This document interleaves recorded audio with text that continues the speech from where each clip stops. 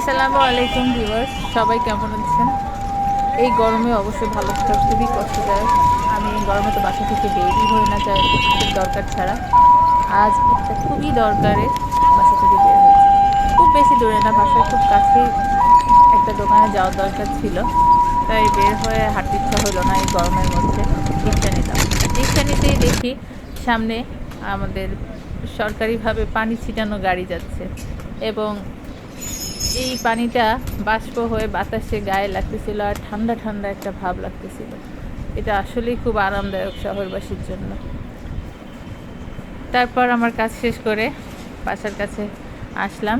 এসে দেখি কৃষ্ণচূড়া গাছটায় ফুলে ভরে গেছে।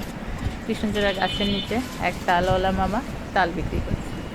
গরমের দিনে তালের শ্বাস খেতে কিন্তু দারুণ মজা লাগে, কিন্তু তালের শ্বাসের দাম শুনলে আর খাইতে ইচ্ছা হবে না।